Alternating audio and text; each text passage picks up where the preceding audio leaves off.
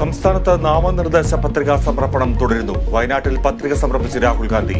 ഇന്നും വയനാടിനൊപ്പം ഉണ്ടാകുമെന്ന് പ്രതികരണം. കൽപ്പറ്റയിൽ UDFന്റെ വൻ റോഡ് ഷോ. ആനി രാജയും പത്രിക നൽകി.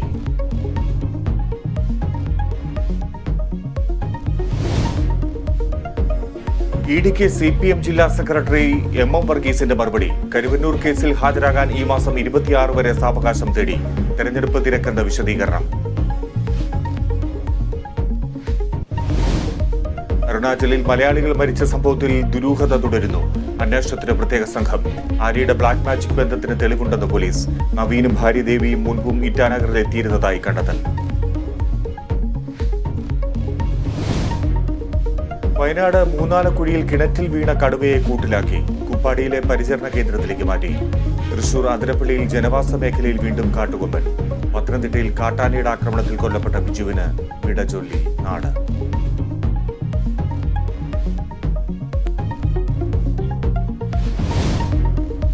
തൃശൂരിൽ TTയെ തള്ളിയിട്ട് കൊലപ്പെടുത്തിയത് കരുതിക്കൂട്ടിയെന്ന് FIR.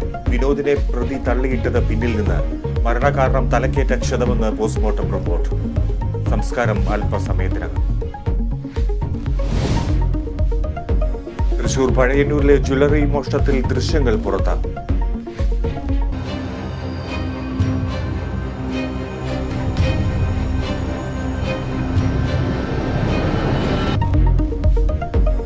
ഹെൽമറ്റ് ധരിച്ചെത്തിയ മോഷ്ടാവ് കവർന്നത് 2 പവന്റെ ആഭരണങ്ങൾ.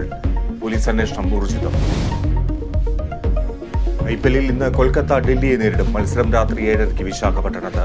ISLൽ കേരള ബ്ലാസ്റ്റേഴ്സ് ഈസ്റ്റ് ബംഗാൾ പോരാട്ടം.